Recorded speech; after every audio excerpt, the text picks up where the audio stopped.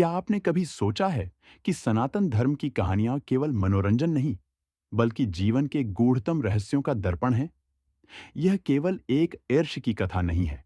यह उस परम सिद्धांत की गाथा है जहां ज्ञान की प्यास, त्याग की पराकाष्ठा और गुरु धर्म की महिमा तीनों एक साथ अग्नि परीक्षा से गुजरते हैं। यह कहानी है महर्षि उष्णा की, जिन्हें संसार दैत्य गुरु शुक्राचार्य के नाम से जानता है और जिनकी जीवन यात्रा हमें सिखाती है कि सच्चा ज्ञान कभी पक्षपात नहीं करता और धर्म का मार्ग सदैव संतुलन का होता है। भृगु कुल में जन्मे उष्णा, जिनकी चेतना जन्म से ही वेदों के दिव्य स्वरों से जुड़ी हुई थी। उनके पिता महर्षि भृगु स्वयं सप्तर्षियों में से एक थे और माता तपस्विनी काव्य माता ऐसे पवित्र वातावरण में उष्णा का लालन पालन हुआ।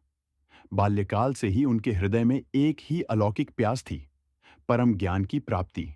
उनका ललाट तेज से दीप्त था और उनकी दृष्टि सृष्टि के रहस्यों को भेदने में समर्थ थी।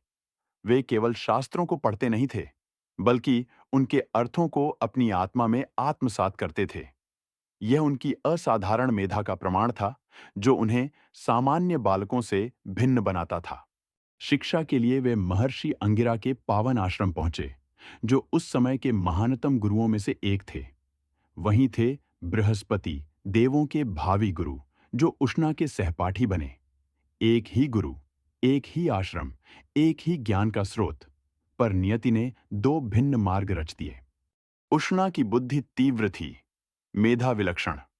शास्त्र उनके लिए बोझ नहीं, बल्कि साधना का माध्यम थे, जिससे वे ब्रह्मांड के गूढ़तम सिद्धांतों को समझते थे। फिर भी गुरु अंगिरा का स्नेह अपने पुत्र बृहस्पति की ओर कुछ अधिक झुका रहा, जो मानवीय स्वभाव का एक पहलू है। यह उपेक्षा केवल व्यक्तिगत नहीं थी, यह उष्णा के लिए उनके ज्ञान का अपमान थी। उन्हें लगा कि उनकी योग्यता को अनदेखा किया जा रहा है और यह अनुभव उनके हृदय में एक गहरी छाप छोड़ गया। इस घटना ने उन्हें यह सोचने पर विवश किया कि क्या ज्ञान का मूल्यांकन केवल जन्म या पद के आधार पर होता है। नैतिक शिक्षा। यह प्रसंग हमें सिखाता है कि पक्षपात, चाहे वह कितना भी सूक्ष्म क्यों न हो, योग्य व्यक्तियों के मन में असंतोष उत्पन्न कर सकता है। सच्चा गुरु वही है जो सभी शिष्यों को समान दृष्टि से देखे और उनकी योग्यता को पहचाने, भले ही वे किसी भी कुल या पृष्ठभूमि से हों। उष्णा ने मौन में एक दृढ़ प्रतिज्ञा ली। उन्होंने सोचा, यदि देवलोक को मेरा ज्ञान स्वीकार नहीं, यदि मेरी योग्यता को वहां सम्मान नहीं मिलता, तो मैं उसे वहां दूंगा जहां उसे सबसे अधिक आवश्यकता है। यह अहंकार नहीं, बल्कि आत्मसम्मान और न्याय की भावना से उपजा संकल्प था। उन्होंने देवों का मार्ग त्याग कर दैत्यों का पथ चुना।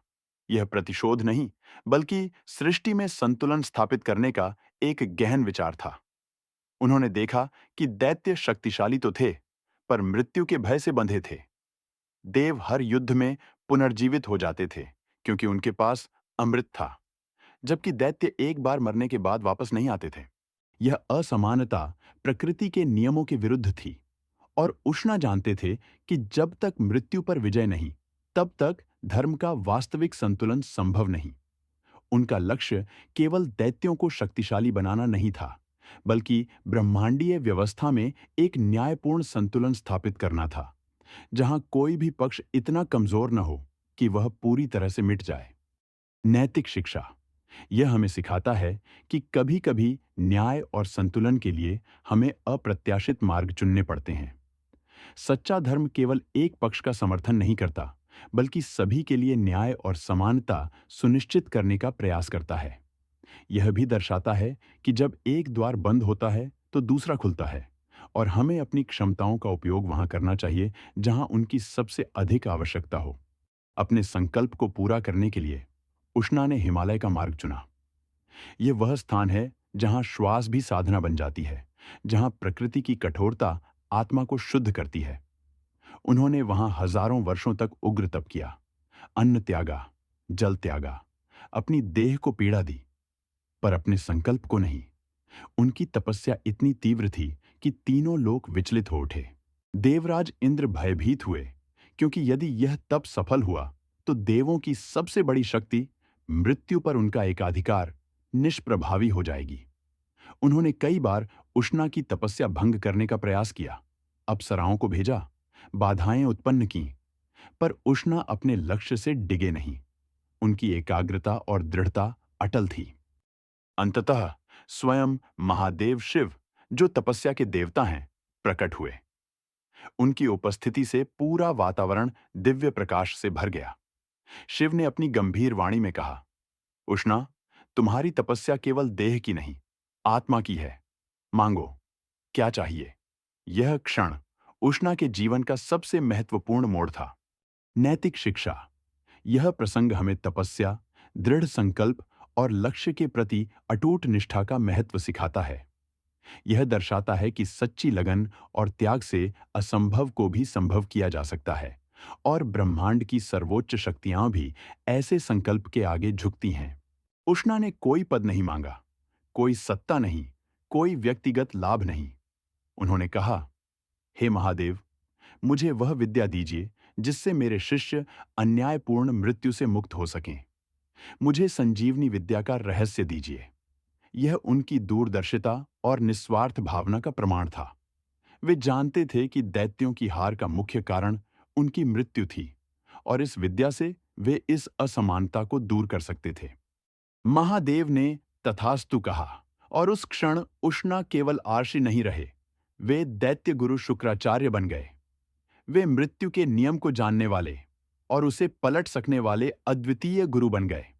संजीवनी विद्या ने उन्हें वह शक्ति प्रदान की जिससे वे मृत को भी जीवन दे सकते थे, जिससे दैत्यों को देवों के समान युद्ध में पुनर्जीवित होने का अवसर मिला।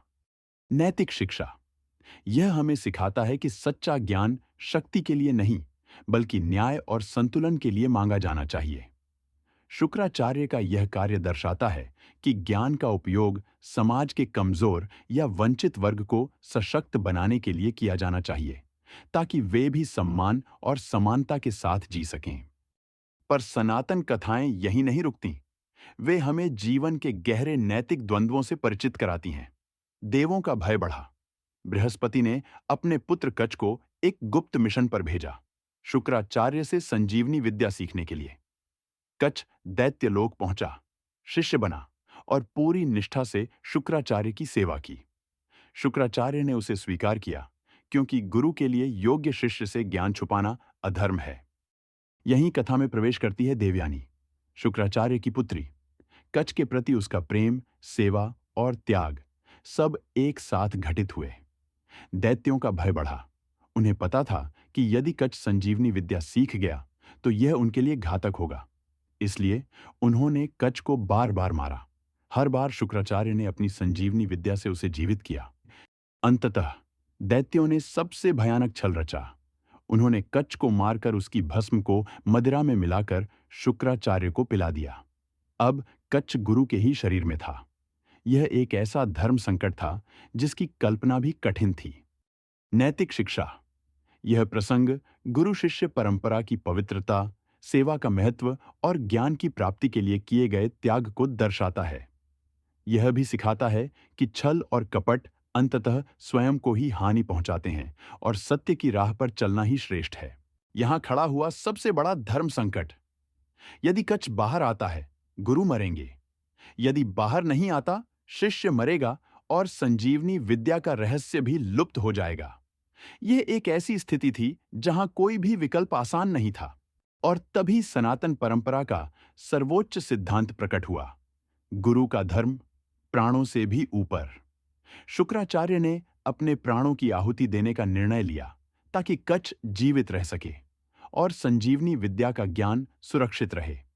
उन्होंने कच्छ को अपने पेट में ही संजीवनी विद्या सिखाई और फिर अपने शरीर को त्याग दिया। कच्छ ने विद्या सीखी और फिर उसी विद्या से अपने गुरु शुक्राचार्य को पुनर्जीवित किया। ज्ञान की विजय हुई, पर एक बहुत बड़े मूल्य देकर। यह घटना गुरु शिष्य परंपरा के इतिहास में एक अद्वितीय उदाहरण बन गई, जहां गुरु ने अपने शिष्य के लिए अपने प्राणों का भी बलिदान कर दिया। नैतिक शिक्षा। यह कथा गुरु धर्म की सर्वोच्चता को दर्शाती है। यह सिखाती है कि गुरु का स्थान माता पिता से भी ऊपर होता है, और गुरु के प्रति निष्ठा और सम्मान सर्वोपरि है। यह त्याग, बलिदान और ज्ञान के संरक्षण के महत्व को भी उजागर करती है। इस घटना के बाद कई और कथाएं आती हैं, श्राप, प्रतिश्राप, त्याग और विरक्ति की। देवयानी का कच्छ द्वारा अस्वीकार किया जाना और उसके श्राप के कारण शुक्राचार्य का मदिरा का त्याग करना। शुक्राचार्य ने मदिरा को दैत्यों के लिए भी वर्जित कर दिया, क्योंकि इसी के कारण उन्हें इतना बड़ा संकट झेलना पड़ा था। यह घटना हमें शुक्राचार्य का वह कठोर सत्य सिखाती है कि ज्ञान सदा मूल्य मांगता है, चाहे वह तपस्या का मूल्य हो, त्याग का मूल्य हो या फिर अपने प्रियजनों को खोने का मूल्य। ज्ञान की प्राप्ति कभी आसान नहीं होती और उसे बनाए रखने के लिए भी निरंतर प्रयास और बलिदान की आवश्यकता होती है। नैतिक शिक्षा यह हमें सिखाता है कि वासना और मोह, देवयानी का प्रेम कभी कभी धर्म के मार्ग में बाधा बन सकते हैं। मदिरा निषेध का प्रसंग हमें संयम और आत्मनियंत्रण का महत्व सिखाता है और यह दर्शाता है कि क्षणिक सुख के लिए किए गए कार्य कितने हानिकारक हो सकते हैं। शुक्राचार्य केवल दैत्यों के गुरु नहीं थे, वे सनातन धर्म के उस सिद्धांत के प्रतीक थे जहां ज्ञान सत्ता से ऊपर है, गुरु धर्म जीवन से ऊपर है और संतुलन सदैव धर्म का लक्ष्य है। उनका जीवन हमें सिखाता है कि सच्चा ज्ञान किसी एक पक्ष का नहीं होता, बल्कि वह सभी के लिए उपलब्ध होना चाहिए जो उसे पाने के योग्य हैं। उनकी कथा हमें यह भी बताती है कि जीवन में कई बार हमें ऐसे निर्णय लेने पड़ते हैं जो कठिन होते हैं, पर वे ही अंततः धर्म और न्याय की स्थापना करते हैं। शुक्राचार्य का मार्ग भले ही अप्रत्याशित था, पर उनका लक्ष्य सदैव न्याय और संतुलन का था।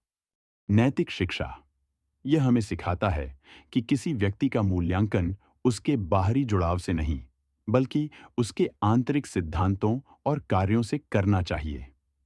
शुक्राचार्य का जीवन हमें यह भी प्रेरणा देता है कि हमें सदैव ज्ञान की खोज में रहना चाहिए और उसे दूसरों के साथ साझा करना चाहिए।